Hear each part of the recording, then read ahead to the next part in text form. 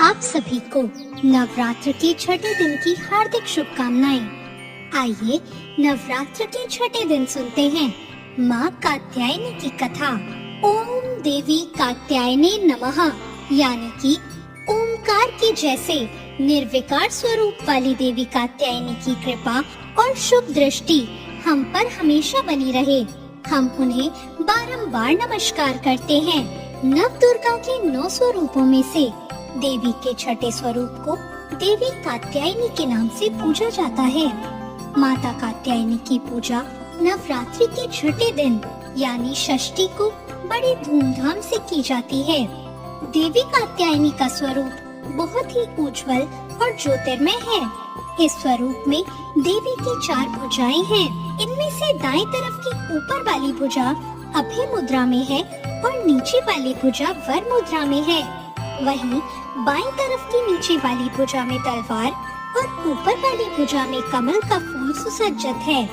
देवी कात्यायनी का वाहन सिंह है।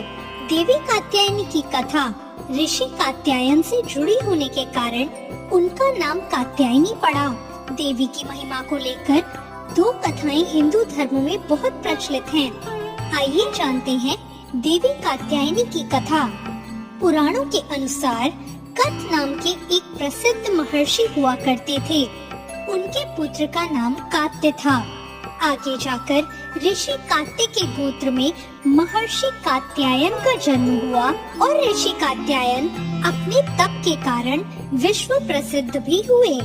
ऋषि कात्यायन की इच्छा थी कि देवी भगवती उनके घर पुत्री के रूप में जन्म ले। इसलिए उन्होंने कई वर्षों तक देवी भगवती की कठोर तपस्या की। माना जाता है कि ऋषि कात्यायन की ऐसी एक निष्ठ तपस्या से प्रसन्न होकर देवी भगवती ने उनकी इच्छा का मान रखा और उनके घर में जन्म लिया। ऋषि कात्यायन की पुत्री होने के कारण ही देवी भगवती देवी कात्यायनी कहलाई।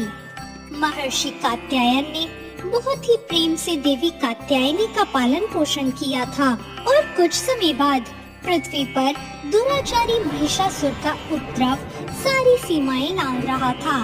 महिषासुर को ये वरदान मिला हुआ था कि कोई भी पुरुष उसे कभी पराजित नहीं कर पाएगा।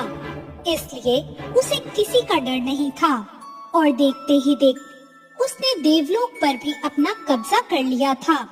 तब भगवान विष्णु, प्रजापति ब्रह्मा और देवाधिदेव महादेव ने उसका विनाश करने के लिए अपने अपने तेज को मिलाकर एक देवी को उत्पन्न किया।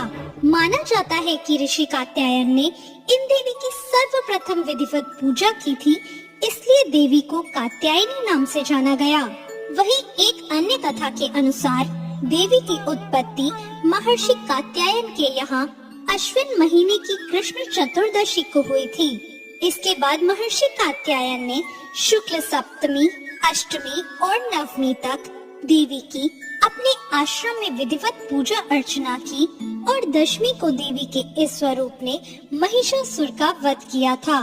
यही कारण है कि देवी के इस स्वरूप को देवी कात्यायनी के नाम से जाना गया। महिषासुर का अंत करने के कारण देवी को महिषासुर मर्दानी के नाम से भी जाना गया। देवी दुर्गा का यह स्वरूप अमोघ फलदायिनी है। ब्रज की गोपियों ने करुणा अवतार श्री कृष्ण को अपने पति के रूप में पाने के लिए कालिंदी यमुना के किनारे देवी कात्यायनी की ही आराधना की थी। इसी कारण आज भी देवी कात्यायनी पूरे ब्रह्मांड की अधिशात्री देवी के रूप में नवरात्रि के छठे दिन देवी दुर्गा के इन्हीं स्वरूप की पूजा का काफी महत्व है। ऐसी मान्यता है कि देवी कात्यायनी की पूजा में लाल और सफेद रंग के कपड़े पहनना बहुत शुभ होता है। मान्यता है कि माँ कात्यायनी के चरणों में अपना सब कुछ समर्पित करते हुए उनकी आराधना करने वाले भक्तों को उनके दर्शन प्राप्त हो जाते हैं।